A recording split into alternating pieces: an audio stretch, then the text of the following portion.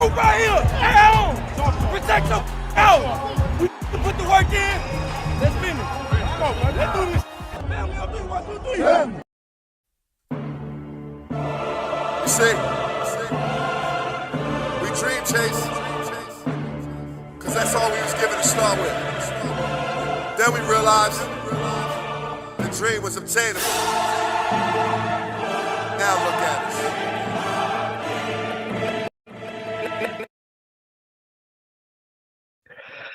Good morning, good afternoon, good evening, wherever you are in the world.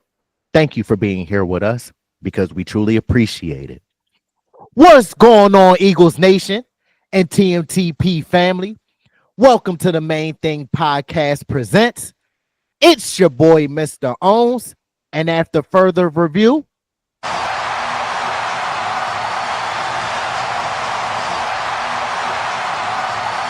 the call stands. I'm still official with no stripes. What's going on, Eagles family? This is your man, Big Huss, the one you trust, to bring you all your Philadelphia Eagles latest. Hey, man, I'm here to tap in with Mr. Owens, talk about some free agency things, some signings, a little bit of draft talk. Hey, man, just chop it up birds, man. So, started off with, man, how you feeling, Mr. Owens?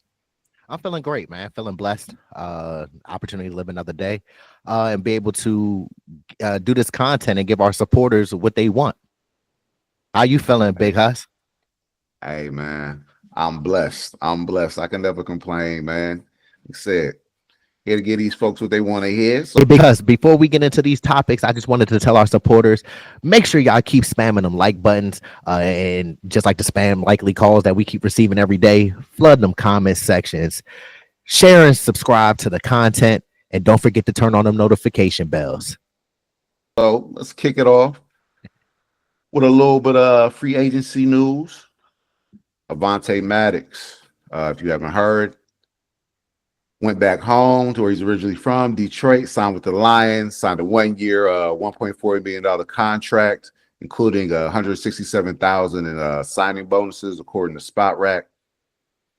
He was a 4th-round pick in 2018, went to the University of Pitt, played 81 career games with us. He's played a lot of football here, but has also missed a lot of football. He's logged 270 tackles, 13 tackles for loss, 36 PBUs, some interceptions. He's been productive. I mean, when healthy, you could say he was one of the better slot corners in the league. But keywords there, when healthy. He's missed a lot of time here, unfortunately, and I think that's one of the main things, added to a slight decline in play. But as I say, your best ability is your availability, and he wasn't available enough. Yeah, I mean, we come up on this young rookie in Cooper DeJean, who, as a rookie, he came in and showed out. Yeah, I mean, there was no looking back for that kid. So I appreciate Avonte, everything he's done here. He's made some big plays here. I'm glad he's found a new home. He will be missed. He was a Philly guy. We drafted him, but signed a new contract with the Lions, new beginnings. Hope it's a great start. For sure, Huss. Like you said, man, Avonte Maddox certainly will be missed. We've known him since 2018. As you said, he's went through the Doug Peterson regime and obviously been here with Nick Sirianni. Will be remembered as a Super Bowl champion and also remembered for the 4th down stop on DeAndre Hopkins in the Super Bowl that converted to the next play, which was the dagger in a lot of the Kansas City Chiefs' hearts from QB1 to Devontae Smith.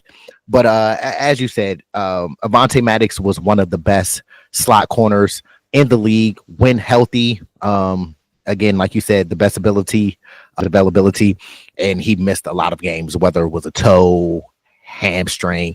I didn't know. Every time we used to just see Avonte Maddox pop up on the injury report, we're like, here we go again. Oh, shit. Here we go again. But we wish nothing but the best of luck to him in Detroit in his new beginnings. We know that he was one of the stable corners that we had in that time period. We know we've gone through the Jalen Mills, the Ronald Darbys, the Russell Douglas, Cravion LeBlanc, Sidney Jones. Come on, man. Orlando Scandrick, Michael Jacquet, Craig James, Steven Nelson. Who's this? Graylin Arnold, Zach McPherson. It's a lot of different DBs we've had. If you've been keeping up with the Eagles, but shout out to Avonte. Again, he will be missed. And you will leave as a Super Bowl champion.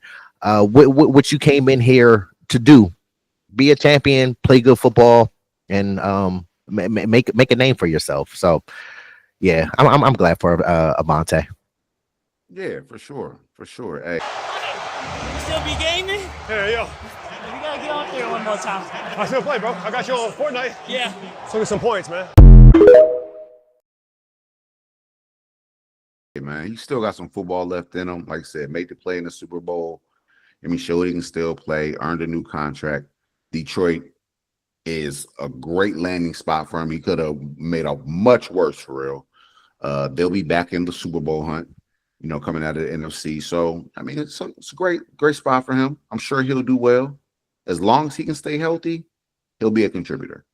You know what I'm saying? It's just he has to stay healthy, which I'm sure we're gonna give him that work though. We're gonna give him that work come this upcoming season. Hey, I ain't even gonna touch on that until it's time. Okay, but nah. Hey, best of luck to you, brother, for real. Mm-hmm. But moving on, we also signed somebody, Kendall Lamb, undrafted guy undrafted guy in 2015. He was signed by the Texans at Appalachian State. We signed him to a 1-year deal on Monday. I have not seen the numbers on this deal yet, but I'm assuming it won't be for much. He's an older guy, 32, going on 33, 6'5", 308 pounds. This will be his 9th season in the NFL. He'll be competing for one of the backup offensive tackle spots. He's a guy with a lot of experience. As we talked about off camera, close to 3,000 snaps between left and right tackle, played some guard. Very versatile. Just what the Eagles love to do. We love versatility.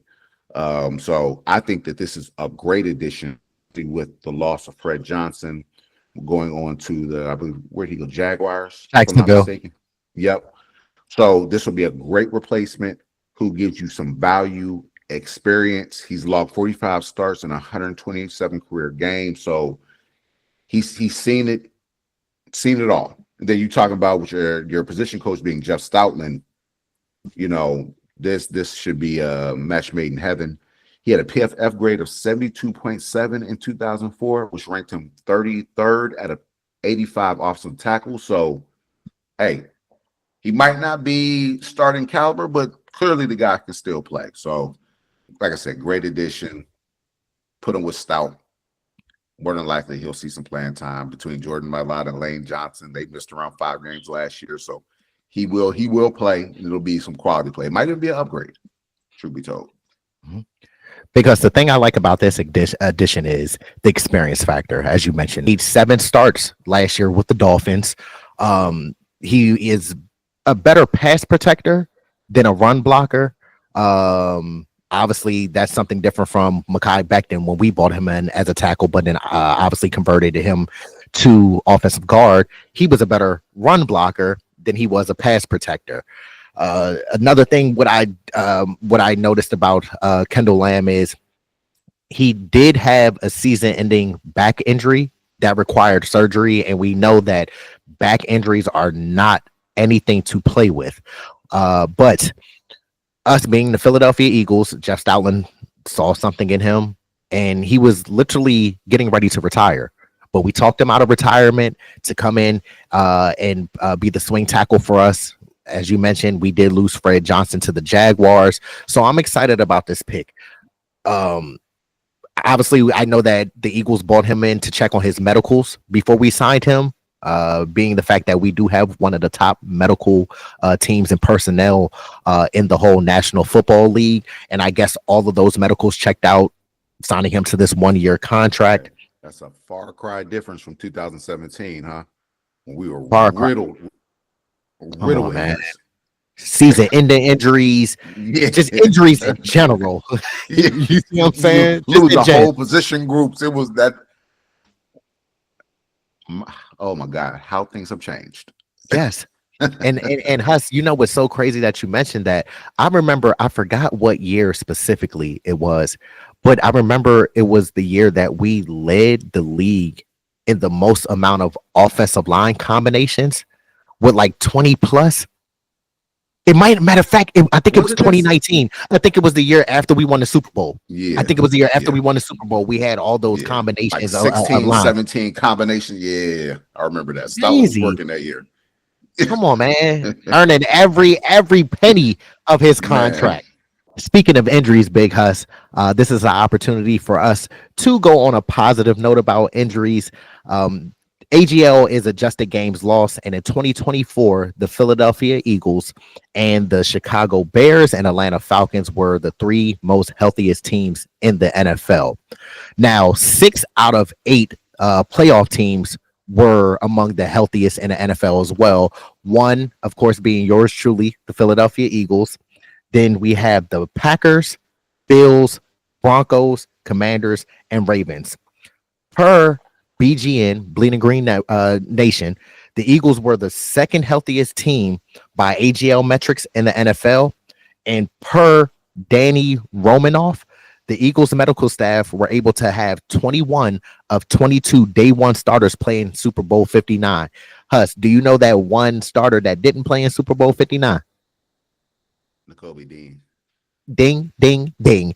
You are correct, sir. But that's something where I take I look at that as such a positive for us to have a medical team, just as you touched on earlier in the video, because in 2017 we were in shambles with a medical team. I believe since 2022 we got a new medical team, and obviously we see the drastic difference. We tried it with Chip Kelly back in the day with all his nutrition and all that stuff and still was getting injured. But for us finding this medical team and keeping our players healthy and upright throughout the duration of the season speaks volumes and wonders what this medical team has done for the Philadelphia Eagles. Nah, for sure. And what this tells me is that not only does it take skill and luck to get to a Super Bowl, but it takes you being healthy. You talking about 6 of the teams out of that were in the NFL playoffs were the most healthiest teams. That says a lot for real. So I think how we saw that and Jeffrey Lurie noticed that, hey man, we have to make some changes, especially after that 2017 season. Then you go into 2019 season, it's the same thing, you know what I'm saying? So we made the change, and honestly, it's been doing wonders for us. Mm-hmm. We've been to what? 2 Super Bowls since that change?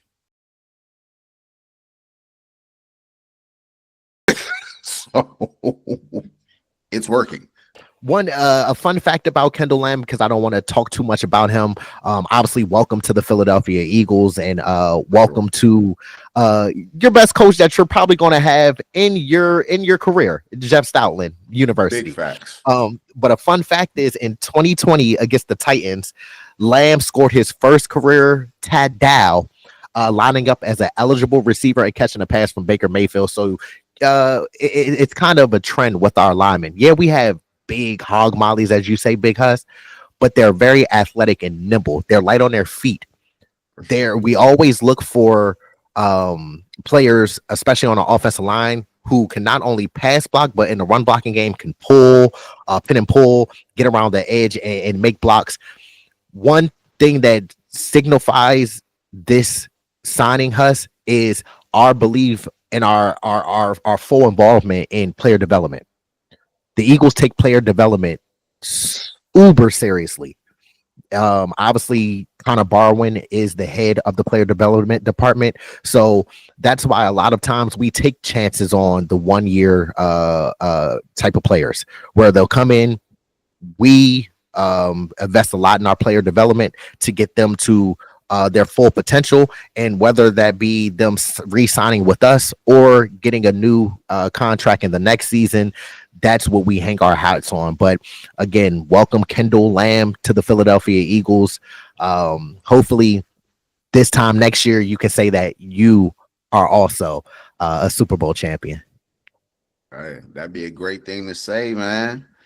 You know what I'm saying? Get you some hardware for you get up out of here. Shoot, I hope it. Let's speak it into to fruition for real. We've touched on free agency a little bit with Avonte Maddox going to the Lions, 1 year deal. Congrats to him. We mentioned Kendall Lamb, new swing tackle, great signing from the Dolphins. Like as you mentioned, ton of experience. Probably one of the biggest things that he brings to the table. But draft coming up here about less than a month. Let's talk some draft talk, Brody. Let's talk some draft talk, bro. Yeah, man. So who are some people you looking at? I know we've had some top 30 visits and all, but anybody that kind of jump off the charts or that we should put notice of or put notice on, I should say. Mm-hmm. And Huss, before we get into that, the top 30 draft pre-draft visits. For those who are not familiar with the top 30 pre-draft visits, teams are allowed during the draft process to bring in 30 prospects to their facilities for in-person meetings. Teams cannot put the prospects through physical workouts, but are allowed to interview them and check in on their medicals. That's an opportunity to get to know the player on a personal level, and then also get a feel for them, just how they carry themselves, and then, like I said, be able to check on their medicals with our fabulous medical team. But some people, you know, we've been talking off camera, Big Huss, about some of the prospects in this year's draft. I'm gonna go through 4 people really quickly. Now, I know we have Dallas Goedert in his situation. Obviously, we don't know with his $12.5 million cap hit, if we're going to be able to retain him and bring him back for next season. Obviously, he might be the door, like his best friend, Avonte Maddox. But with that being said, we are in search of tight ends. I know a lot of people always want to look at the names and what school they come from and all of that. But one person that I really like in the tight end, in the draft and as a tight end, is Malik Carr, out of Houston. He's an inline receiving tight end. He's 6'6", 265, and ran a 4.63. Now, Huss, me and you talk. You know, we talked about 6'6", 265, and running a 4.63. This boy, man, look, he jumps off tape. You remember we watched the some of the highlights. He's getting tunnel screens. As a tight end, you really don't garner tunnel screens in the offense. But 6'6" tight end at that. 6'6". And what I like about him is his elusiveness, being that height and weight. Also, his yak. He doesn't go down after the initial contact. He breaks through the tackle and finishes hard through the run. So that's somebody who maybe we can get in a later round. We might not have to use our first round pick or even our second round pick on the tight end, but that's somebody who we can get a value and might possibly be, say, in day 3, the best player available on the board, the BPA.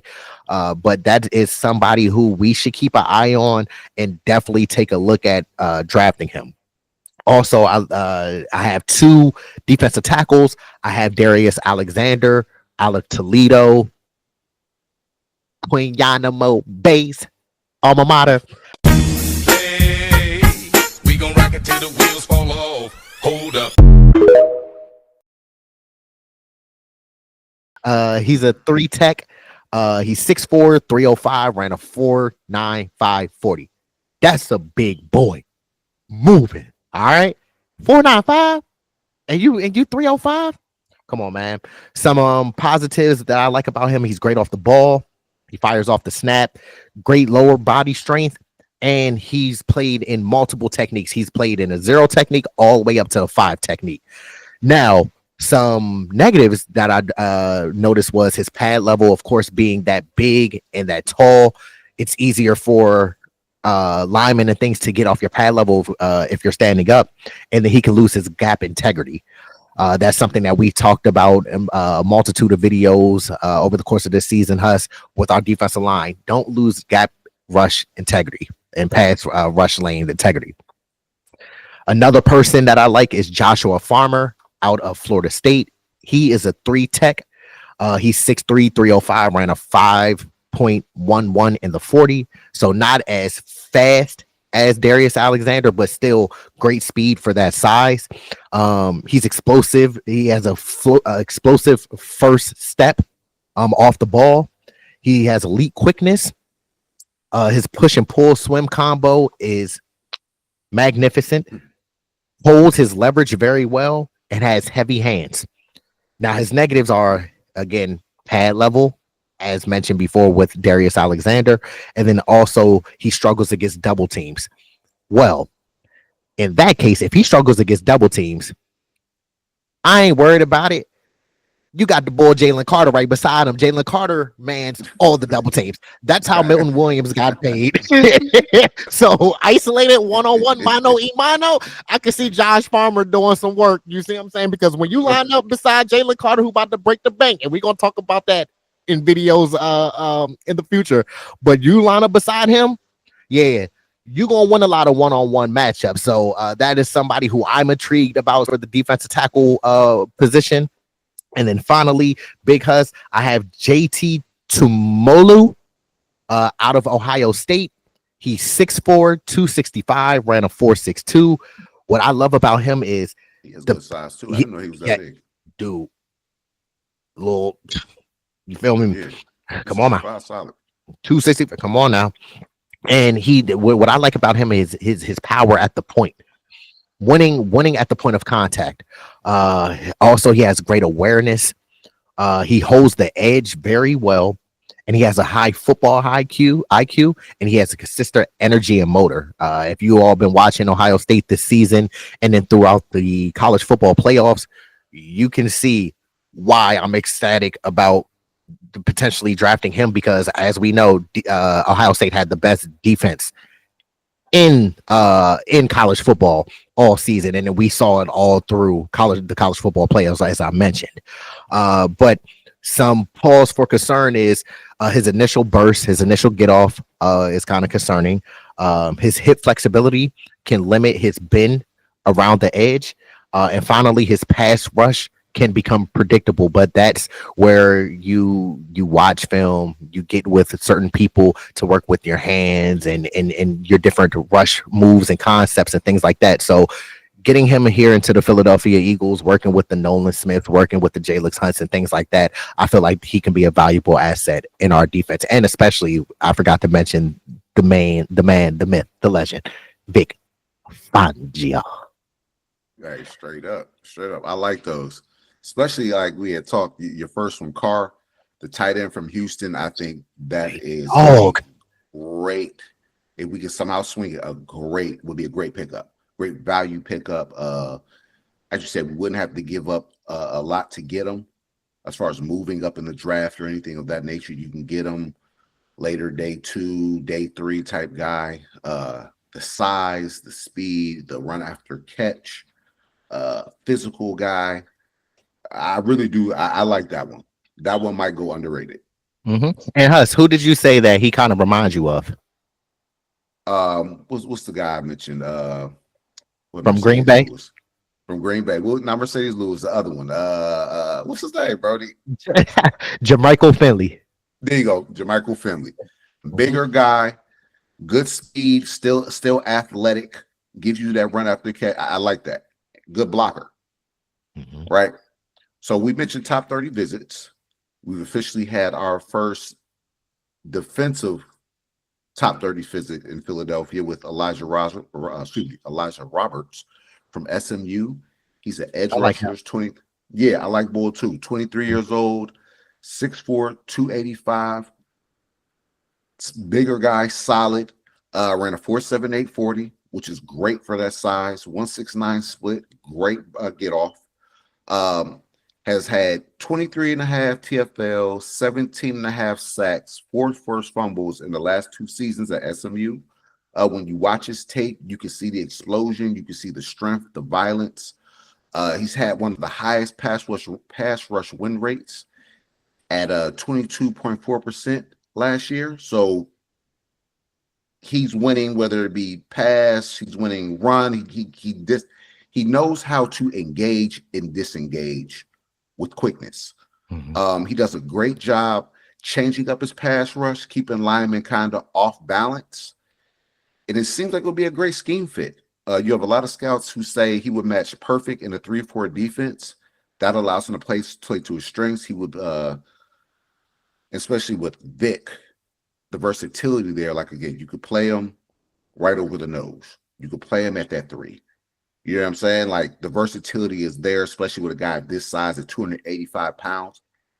Even though if you play him over the nose or whatever, 285, he can use still has the size to hold up against the run and still gives you enough in the pass game to win as far as And he'd pass be rush is quicker left. at 285 too against the nose. That's I mean, at the there you nose. go. At the Mhm. nose, yeah, straight up. Mhm. So excuse me. So when taking in the gradings as far as this gradings overall, the win rate versus the run versus the pass, Roberts, he ranks near the top in both run and pass. So overall, he's a great interior or edge rusher, however, the team who drafts him views him. Hopefully it'll be Philadelphia. You wouldn't have to give up a lot to get this guy, I don't think. I think he would maybe be a day 2, day 3 pick as well. So you're getting a lot of value at that day 2, day 3 pick. You're not having to give up anything to get him. As far as I'm not saying that these two players are the same style of play, but as far as once again, you talk about value, he would be the Jalen Hunt of the 2025 draft. When we first drafted Jalen Hunt last year in the 3rd round, everybody was like, who is this guy? Smaller school, kind of changed positions from safety to edge rushers. We were unsure, but the upside was there. You could see some of the skills within the body, right? The tools, as how he says, within the body that this guy had. Same thing with Elijah Roberts. The tools are definitely there. Reason why they're bringing him in for a top 30 visit. A negative, though, he can sometimes play a bit stiff. You know what I'm saying? But we've seen players overcome that. And with a great coach like Vic Fangio, I know that he'll find the best way to utilize everything that this kid has. Next, this is more of a name that everybody's kind of been hearing. It'll be another top 30 vid, Donovan Ezaraku. I hope I didn't butcher the last name. Out of Boston College. He is more an edge rusher, New Jersey guy, hometown Jersey. guy. Jersey, baby. From Williamstown High School, 6'2", 248 pounds, had a 4.19 short shuttle, so very agile for that size. Yeah. 22 bench reps of 225, so even being on the slighter side, still strong, sturdy, had a 35.5-inch vertical. In 2024, he had tied the Boston College single season sack record with 16.5 sacks while still racking up 20.5 tackles for loss. He was disruptive, to say the least. Smaller guy, knows how to use his speed, knows how to use his arms to disengage blocks, has a great ghost move as a complement move, which is a hard move to learn. Most younger players don't know how to utilize that move yet. Nolan Smith, even though we saw the production he had last year, that's still a move that he's working on. He hasn't quite refined that move. This guy pretty much has that down. Still needs to work on some other pass rush moves, but it shows you what he can be. To master that move or be elite at that move already shows you, okay, there's something to work with here. He will be a slightly undersized outside linebacker in the 3-4 front. Like I said, it's long arms, powerful punch, athleticism, great first step. I think that this would be a great pick at 32. I'm not sure if I would trade up too much to get him. Like if you happen to reach into the teens, I wouldn't reach for the guy. But if you're having maybe to trade up to 27, 28 because you're desperately needing an edge rusher at this point, I wouldn't be mad at it. But I feel like he could still be there at pick 32 in the first round. His pro comp would be Yannick Ngakoue. So for those who don't know, Yannick is basically a pass rush specialist. That's what he does. He doesn't play the run. You bring him in to get sacks. This guy does that. Only he plays the run. He plays the run as well. Let's not get it twisted. He is a little bit more effective and willing to play the run than maybe Yannick was. but he gives you that type of edge capability. That potential could be elite edge rusher in the right system, especially with the defensive line which we have. Wouldn't be like he would be the main guy that folks would be focusing on. You still have Jalen Carter, Jordan Davis, Nolan, Jalix, Morrow. There's other guys who are proven guys. And Thomas T Book. Hey, and I like T Book, and I like T Book in the interior. You know what I mean? So there's other guys who would garner the attention more so than him. So he would get his one-on-ones, and he's a guy who can win in that one-on-one situation. I think this would be another great scheme fit for Vic Fangio. And I'd like to see it if we had the opportunity to do it. I don't think the city would be mad at it. No, not at all, Huss. And what I like about Donovan is his hand placement. Like you said, he's very powerful for his size, and then he doesn't lose leverage a lot. That's what I noticed on tape. He holds the leverage on the outside. He doesn't get washed down easily, as opposed to some other prospects that we have watched over these past few weeks. That's what I like about Donovan. But like you said, if this is somebody who we grab at 27, 28, if we have to trade down, that's fine. But if we go any lower than that, or higher, I'm sorry, higher than that, then I'm out on that one. Nah, agreed.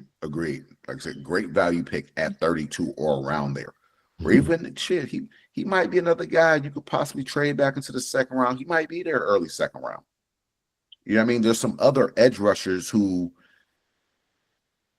in the scouts' eyes, would be taken ahead of him.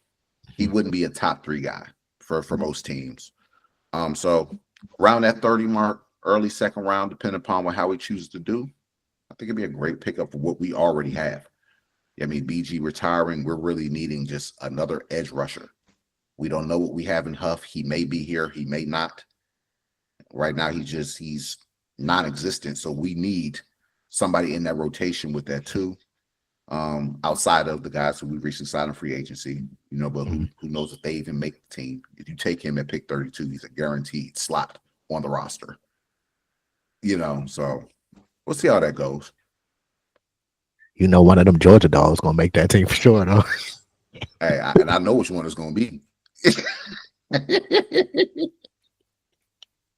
That boy Azeem. Hey, he will be an Eagle. Right? I know who it's gonna be. He'll be there for sure. For sure. He stays healthy, he gonna make himself a little bit of money next year. For sure. So, but no, I thought that was great. Draft news. I thought you brought up some great players, like I mentioned. The car, I am really high on him. When you brought him up to me and I watched his film, I was like, I can see this. Oh boy, can I see this? And okay, man, I'm gonna dive in deep and as we talk about, see how much of a run blocker he is, or willing run blocker. But as you know, we brought in tight ends who that wasn't their specialty. We've been doing this for years on end, where more receiving type tight ends, and then they grow to be efficient run blockers. But if this guy is willing to do that, like you said, in this system with the weapons around that will be around him, man. You also have Johnny Wilson out there. You have a big set, 6'6" guys, you know what I mean? Like, this could get a little crazy. Yeah. Especially if you do bring back a Dallas Goedert. You know what I mean? The depth there. Scary hours, bro. Yeah. Because you got to think, Huss, as long as we've been Eagles fans, we had a combination of both types of tight ends, run blocking tight ends first, and then we've had pass receiving tight ends, like the Chad Lewises and Brent Sellicks and people like that. They were more run blocking tight ends. Then you have the LJ Smith. Then you had Zach Ertz, Dallas Goedert as the pass receiving tight ends. So I'm kind of interested, like you said, do a more deep dive on Malik Hart, but that's somebody who's very high on my list right now. Unless I look at his film and he's like, I'm not going to mention the person who's on our team, blocks like that. Unless he just does that, then he'll drop. I'm gonna be honest. If he comes out and he's worse than that guy at 260-something pounds, bro, I don't even know if that's possible. You're too big. There's no way you can't be an efficient run blocker at 260-something pounds. He just no look, great talent, but that guy, tight end 2 from last year, ooh, he might be the worst run blocker I've seen. I ain't gonna lie about that. He needs to focus heavy on that. Yes. And honestly, like out of all the tight ends we've ever had, I think he possibly is Yeah. the worst run blocker we've ever had. Yeah. Yeah. Even when you think about like a Clay Harbor even used to block sometimes, bro. And a lot of people don't even know who Clay Harbor is. Yeah. But that shows the type of Eagle fans we are. We are diehard Eagle fans, all right? But hopefully Malik Carr's run blocking checks out, because I, like you keep saying and keep mentioning, that value, he's not going to be one of the top tight ends taken. I think I was on a website and he was a 22nd ranked tight end out of 26.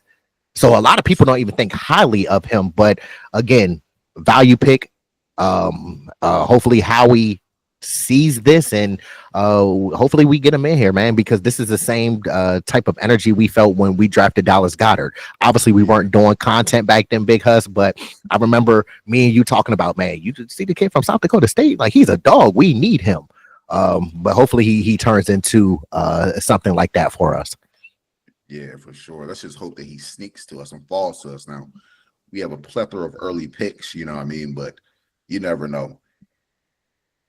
Teams get out there, they hear that we're looking at a guy, like they might take him just so we don't have him. You know. But no, yeah, that would be a great addition, like I said, especially as one of those later picks, sneaky picks, underrated picks, you know what I mean, who could really turn into a gem within the city and with his team. Mm-hmm. But now that's really all I have for today. Did you have anything else? No, I don't have anything else. We're definitely going to look, like I said, deep dive more into these draft prospects. Obviously the draft is April 24th, so a little less than a month. But I just want to thank the supporters, because for continuing showing us support and continuing to check out our content. This would not be what it is without you all. So from the bottom of our hearts, we definitely appreciate the love, appreciate y'all supporting us. Also, look, make sure that y'all keep liking these videos and keep spamming the like button so that our videos can get out into the algorithm. Also, remember to keep flooding those comment sections. Also, remember to share and subscribe to the channel, and tell everybody that you found your new favorite Eagles content creators.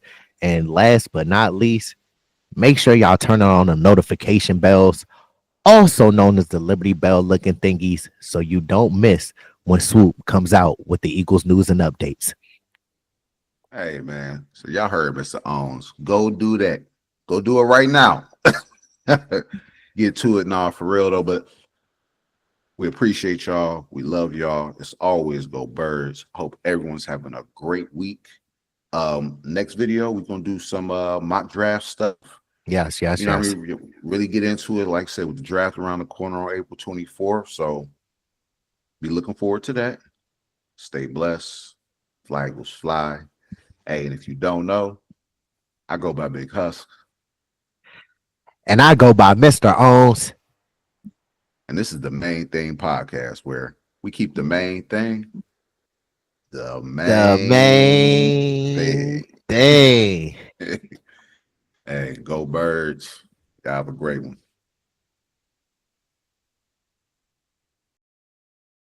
It was I was gonna make a lot of money doing what I wanted to do. I went after it, and it was a struggle to achieve it. But you know what? I caught that bitch. Dream chasing.